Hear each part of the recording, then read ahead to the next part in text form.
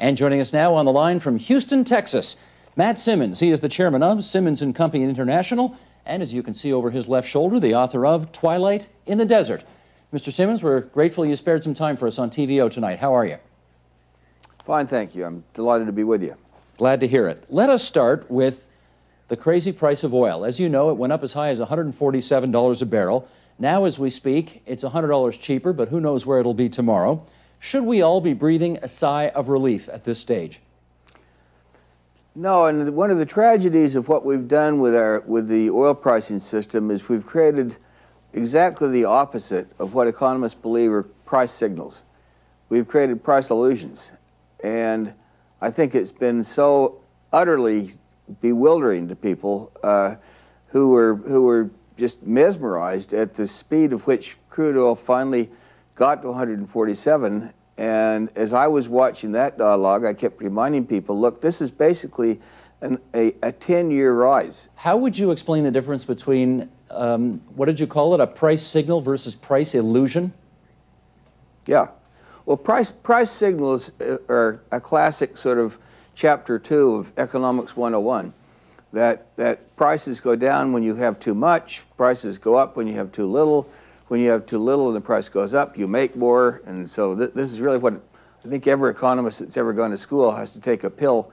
And what's happened in the oil markets is we've created the most wacko price system because we have paper barrels, which are just contracts that people swap back and forth that set the price every day for crude oil. This is the world's single largest commodity, by the way.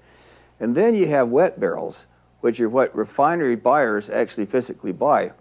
And the wet barrels have no idea what they should be sold for, so they just mimic the behavior in the NYMEX of paper barrels. And that gives rise to these unbelievable swings in a short-term period of time. And then people get so mesmerized by that that they don't really ever step back and say, it wasn't an accident that oil prices went from $8 to $10 in the fall of 1998 to $147 in the summer, in the third week of July 2008, because over that same period of time, according to the very best data we have right now, the petroleum use in the world grew by 12.6 million barrels a day, and the crude oil produced grew by 5.1 million barrels a day less. And so we made up the difference by squeezing out every ounce of natural gas liquids. We kept refinery processing gains constant, we used a little bit of synthetic crude, and then we liquidated inventories. So our markets are very tight. So it would be reasonable for us to put our seatbelts on and anticipate the same kind of volatility in '09, is that right? Yeah, and I think if this is a head fake, which I think there's sufficient grounds to say the price collapse was a head fake, get out of the way when it comes back. Because it could go to what? Well, I think long term it needs to be in the kind of $400, $500, $600 a barrel to have a clearing price that creates enough revenue to make the industry work. $400, $500, $600 a barrel? Yeah. Who'd pay that? Well, I'll tell you who pays that all the time. Europeans pay that for motor gasoline. Who in North America would pay that much? Sure they would. They'd be mad, but you know, sticker shock lasts for a short period of time. What people in America, the United States, and I'm sure Canada too, really don't understand is that when oil got to $147 a barrel, it was dirt cheap. And the reason I say that is that it was just around, about 22 cents a cup. And do you know anything you can buy in Toronto for 22 cents a cup of any value? Well, when you put it that way, that's a fascinating way of looking at it. I guess, in fact, a bottle of water is more expensive than an equivalent amount of gasoline, isn't it? Avion, which backwards is naive, Avion sells for, I think, $1 a bottle. Well, at this, and we're kind of naive to pay for it. If you go to the ballpark, it's more like $4 a bottle. But anyway, and I suspect we buy it there. But that's because you're at the ballpark and you've spent. I mean, it is interesting how much money the consumers spend in North America on sporting events compared to the bargain they get on gasoline, and they whine about paying too much for gasoline, and they just shrug off, going, I mean, you can come to Houston and go to the Toyota Center and see a great basketball game with the Houston Rockets playing, and people pay $8 for a glass of beer, and I watched that and I think, where are these people getting their money? And yet the same people will basically be interviewed on television and say, I was ripped off. I had to pay $4 a gallon for my gasoline. And I say, we got so spoiled. I mean, the world got spoiled rotten on having free energy, and those days are over.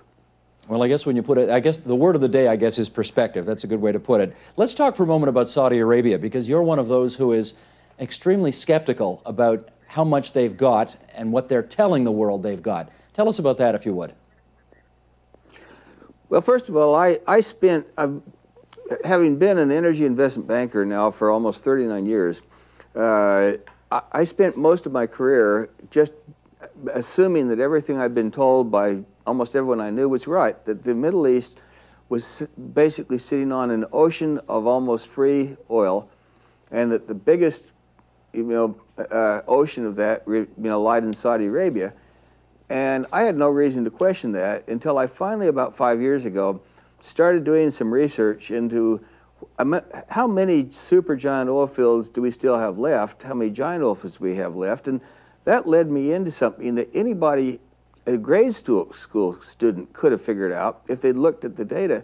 There were 35 supergiant oil fields ever found in the Middle East, and the last one was found 40 years ago. And then I started looking at some technical reports that would occasionally come out, talking about the unbelievable ramp-up in high technology that was being used in keeping these old fields going. And I started wondering, could this be one more myth that the industry has sort of lived with? And within about 6 months of very intensive research, going through the technical papers that reside within the library of the Society of Petroleum Engineers, all written by, peer-reviewed, written by people within the system, I came to the conclusion that we need to prepare ourselves for the time that the giant fields of Saudi Arabia, the supergiants, come down with the same declines that we've seen in Prudhoe Bay, the same declines we've seen in the fields of the North Sea, because those days are right in front of us, and we have no plan B when that happens. If we're dealing with myth, then, if we're dealing with myth, then what do you think the truth is about what the Saudis are actually sitting on? Well, first of all, forget what they're sitting on, because that's that's like a little bit equivalent to the oil sands in Canada. They're sitting on a tremendous amount of tarmac, which is what their term for bitumen. What they don't have much left of is high-flowing oil from very high-quality reservoir rocks. Most of the rest of Ghawar, for instance, which is the single most important oil field in the world in flow rate today, most of the rest of Ghawar that's still left to be developed is the reservoir rock equivalent of in Texas, the Austin Chalk, which was a very poor quality play that's now petered out. So Saudi Arabia will never run out of oil, but what they are going to run out of real fast is the ability to produce high flow rates out of a small number of wells. Those days are really over. But if oil does what you say it does and goes up to $400, $500, $600 a barrel, doesn't that solve that problem? It solves that problem if you can exponentially increase the amount of drilling rigs in the world. But one of the other problems we have is that we have about 3,000 land drilling rigs in the world, 2/3 of which are in North America. And we have 500 offshore rigs in the world, and all of them, with exception maybe 4 or 5%, are far too old and rusted away. And what we need is about 10 times more drilling rigs, and obviously the crews and all the support equipment, and we don't have it. So if we could basically increase by 5-fold or 10-fold the number of drilling rigs, we could just continue to drill, and finally, have wells that are producing 2 barrels a day, which is what 900,000 barrels a day of the U.S. production is coming from, 2 barrels a day of oil and 400 barrels a day of brine. But we don't have the equipment to have that happen, so we're going to have to prepare ourselves globally for getting along with maybe 1/3 less oil 5 to 7 years from now than we're using today. And that's going to be a brutal awakening for us. Forgive the interruption there for a second. I did want to ask you about peak oil, because I get emails all the time from people saying you really do have to shine the spotlight on this whole phenomenon known as peak oil, the notion that we've kind of hit the ceiling. Do you think we're there? Mm-hmm. No, I think we were there in 2005. And what are the ramifications of being at peak oil, if in fact that's the case? Well, first of all, it's very important for people to understand that peak oil does not mean we've run out of oil. Right. And that's where most people get blown away by misperception. What peak oil means is that you're at the top of your flow rate. And then the big question is, do you stay there for a while like a mesa, or is it like the Alps, that once you get to the peak, you get on the other side, and then how fast you go down the other side? We're witnessing right now in Mexico the biggest visible collapse of a supergiant oil field in Cantarell. And when it peaked in May 2005 at 2.2 million barrels a day, most of the people within Pemex thought it could stay there for a long period of time, and it's now down just below 900,000 barrels a day. So it's declining now by about 30% per annum. And the implications for North America from that one field are absolutely stunning, because within about another 18 months, Mexico will no longer be able to export oil to the United States. And that's the risk that we have in the supergiant fields in the Middle East, is that they're all potential Cantarell candidates, and there won't be any warning, and it'll catch people by surprise, and when they collapse, they could collapse with a crescendo versus a long, slow, gentle decline. But the fact that we don't have any data on that is really stunning. Let me ask you a bit of a personal question, if I can, because you have faced your share of opprobrium over the years from people who thought you were absolutely off your rocker for making the predictions that you did, and then, of course, you turned out to be right. I wonder how vindicated you feel nowadays that the world has actually kind of turned out the way you thought it would. I sort of feel sad, to be honest with you. How come? Because I used to say all the time, I really hope I'm wrong. I don't think I am. I obviously wouldn't be, speaking out so intensively on this, but if I'm right, it's really an awful future. And I'm really kind of sad to realize that, why was it that I basically was right? Because the rest of the people who call themselves energy analysts were basically kibitzers. And I think it's a very sad commentary that the oil industry, the largest industry on earth, and probably most important industry, gets a D+ at best in their analytical ability to understand what was going on. And I find that, not pleasing, but kind of sad, remorseful.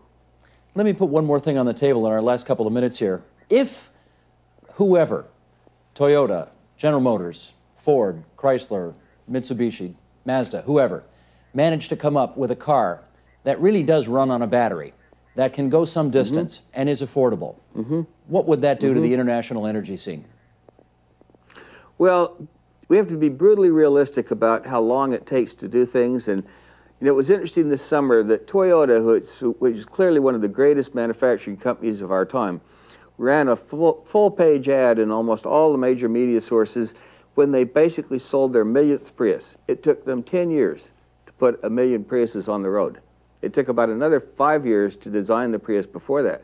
We have 900 million vehicles on the roads on Earth today. So if we designed a new car, it would be kind of a spit in the ocean for a long period of time. So those who we need to learn how to travel. Go ahead. We need to learn how to travel less. I say what we need to do is not hope that a new vehicle comes along, but actually learn how to stay at home. That's no one wants to do that. People love to travel. People love to get out. They love to get around. They like the democracy of being able to go wherever they want, whenever they want.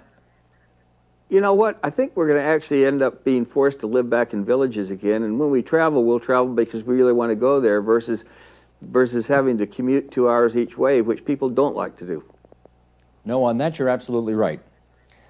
Mr. Simmons, it's good of you to join us on the line from Houston, Texas tonight. Once again, the author of Twilight in the Desert. We appreciate your time very much. Thank you very much.